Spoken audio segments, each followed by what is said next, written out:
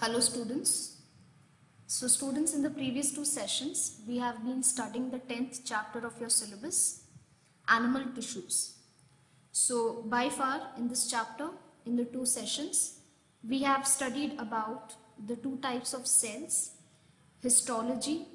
Then we started studying about the types of tissues where we studied about the epithelial tissue, which is divided into simple epithelium and the compound epithelium tissue.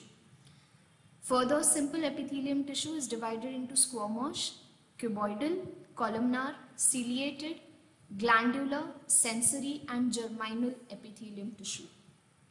Then we moved on to compound epithelium tissue, where we saw that it is divided into two types, stratified epithelium and the transitional epithelium tissue. Next, we also studied about cell junctions, where we saw that there are 5 types of cell junctions. And then in the next session we studied about connective tissue.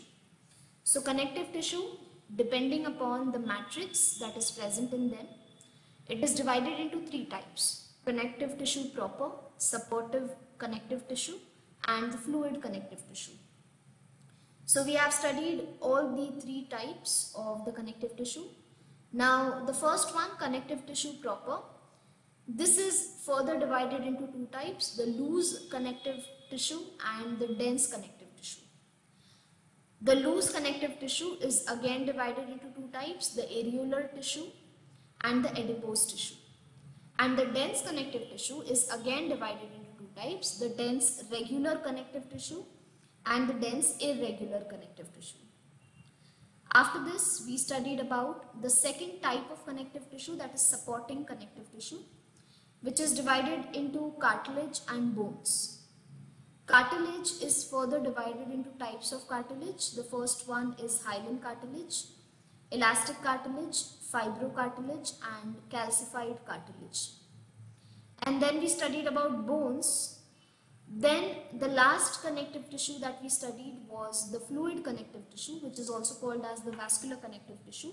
That is the blood and the lymph which are found in animal body. Okay, so I also told you that about the blood and the lymph or the fluid connective tissue. In detail, we will be studying next year in your 12th standard, as you have a complete chapter regarding it. Okay, so there is no much studying and no much explanation about the fluid connective tissue this year. Now, in this session, we will be studying about the third type of tissue, that is the muscular tissue. Now, muscular tissue, they are elongated and they are also called as the muscle fibers. Each muscle fiber, it is covered by a membrane which is called as sarcolemma, and the cytoplasm which is enclosed within the muscle tissue, it is called as the sarcoplasm. Then this muscle tissue is divided into 2 types, the striated or the skeletal muscle fiber and the non-striated or the smooth muscle fiber. Striated muscle fiber, they are found in voluntary muscles. Okay, so the muscles of your body which perform the voluntary function have this striated or the skeletal muscle fiber. Now here, the number of elongated cylindrical fibers, they lie parallel to each other. So as you can see over here in this picture, this is one muscle fiber, and then there are plenty of these fibers, cylindrical fibers, which are arranged in a parallel manner. Okay, and together they form this striated muscle. Now as you can see in this one muscle fiber, you will see that there are some dark and some light bands. Okay, so this dark and the light bands, they give the appearance of striped or striated shape, or you can say the appearance, and so the name is striated or striped muscle fiber. Also, there are many nuclei which are present in each fiber. So here in this fiber, as you can see, there are 2. It can have 3 or it can have multiples, it can have more than 3. Each fiber is again surrounded by sarcolemma and it encloses sarcoplasm. Okay, now the voluntary muscles of the body, like the hands, the legs, face, tongue, are all made up of striated muscle fiber. So as they are present in the voluntary muscles, so of course the function is to carry voluntary movement in the body. So this is the first type of muscular tissue. The second one is the non-striated or the smooth muscle fiber, which are present in the involuntary muscle, or you can say which form the involuntary muscle of your body. Now this non-striated or the smooth muscle fiber, they are again elongated, but they give this spindle shape like appearance where the median part is wide and the two ends are tapering. Okay, so it gives a spindle shape like appearance that you can see over here. So the two ends are tapering and the median part is wide. Each cell contains one oval shaped nucleus, as you can see. So every cell will have one oval shaped nucleus, where the cytoplasm is again called the sarcoplasm. Now several muscle fibers, they join by loosely connective tissue to form this bundle. So as you can see over here, they are loosely arranged, whereas if you see this, the striated muscle fiber, they are very compactly arranged. You cannot see any intercellular spaces in between them, correct? So this is one difference between the striated and the non-striated muscle fiber. Again, the covering, as I said, that it has sarcolemma.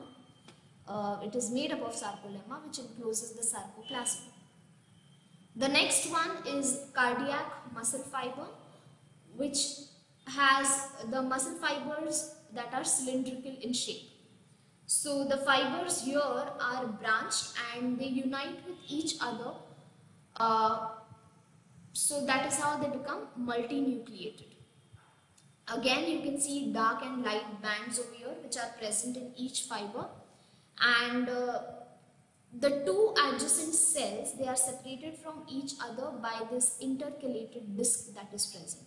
So again, this is the microscopic image where also you can see the intercalated disc, and this is the diagram where also you can see the purple color intercalated disc. Now each fiber, they are covered by with a thick sheet, which is again called the sarcolemma, and they form the myocardium, that is the muscle of the wall of your heart. So cardiac muscle, that is the muscle of the heart. So they form the myocardium, that is the wall of the muscle of the heart or the cardiac muscle. Okay, so with this we finished studying about the muscular tissues, that is the striated or the skeletal muscle fiber, non-striated or smooth muscle fiber, and the cardiac muscle fiber. Next, let us study about the last type of tissue in this chapter, that is the nervous tissue. So nervous tissue, it is composed of nerve cells or neurons and neuroglia. So the neurons, they are considered to be the structural and the functional unit of the nervous system. Okay, so neuroglia or the neuroglial cells are non-nervous, that are the supporting cells. The neuroglial cells, they are capable of regeneration and division, but neurons, they are not capable of regeneration because they lack the centriole. Now if we see the structure of neuron, it is made up of cyton, or you can see the cell body. So this is the cell body. Cell body encloses a granular cytoplasm which is called as the neuroplasm. And there is also a large centrally placed nucleus.